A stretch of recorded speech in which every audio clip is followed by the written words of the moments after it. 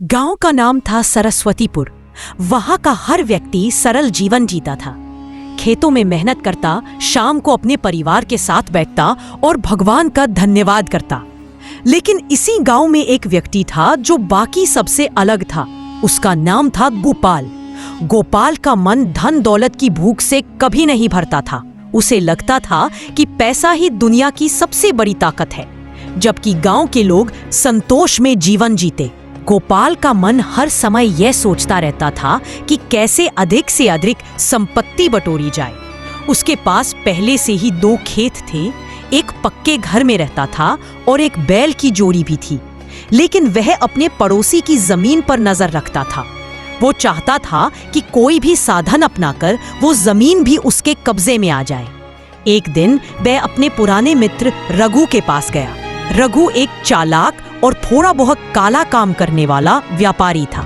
रघु भाई, गोपाल ने कहा, तू तो दुनिया देख चुका है। पता ना कोई ऐसा तरीका जिससे बिना ज्यादा मेहनत के मैं इस गांव का सबसे अमीर आदमी बन जाऊं। रघु मुस्कुराया। तू सच में तैयार है? जो तरीका मैं बताऊं उसमें जोखिम है और लालच का अंत अच्छा नहीं होता, ये जान ले।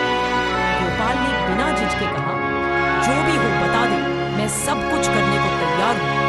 रघु ने अपनी जेब से एक पुराना नक्शा निकाला।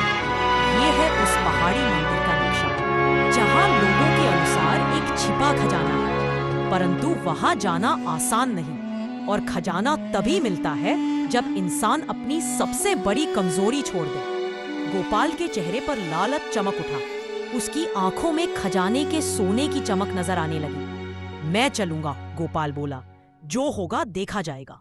अगली सुबह सूरज की पहली किरणों के साथ गोपाल तैयार हो गया। उसने एक छोटा सा झोला बांधा जिसमें कुछ रोटियां, एक पानी की बोतल और रघु से मिला नक्शा रखा। रघु ने उसे आखिरी बार चेताया, याद रख, यह खजाना हर किसी को नहीं मिलता। रास्ते में परीक्षाएं होंगी, तुम्हारा लोभ तुम्हें डुबो भी सकता है। गोपाल ने एक व्यंग्यात्मक हंसी हंसी, मैं जानता हूं मैं क्या कर रहा हूं। ये परीक्षाएं भी क्या चीज हैं। मेरा दिमाग और चालाकी सब पर भारी है। वह पहाड़ियों की ओर बढ़ गया। पहला दिन तो आसान था, हरियाली, पक्षियों की चहचहाहट और एक साफ रास्ता। लेकिन जैसे ही सूरज ढलने लगा, वह एक घने जंगल में पहुंच गया। वहां अजीब सी चुप्पी थी। अचानक एक बूढ़ा साधु सामने आ गया। हे यात्री, साधु ने कहा, यदि तू खजाने की तलाश में है तो 3 दरवाजों से गुजरना होगा।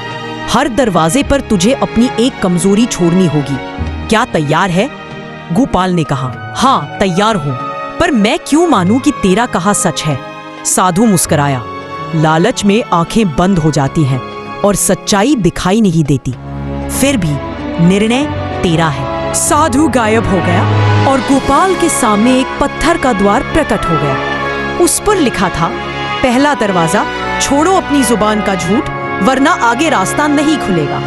गोपाल हंसा, मुझे तो बस खजाना चाहिए, ये सब साधु संतों की बातें हैं। उसने झूठ बोलते हुए दरवाजे के सामने कहा, मैंने कभी झूठ नहीं बोला।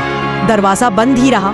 गुस्से में उसने पत्थर को धक्का दिया, लात मारी, पर कुछ नहीं हुआ।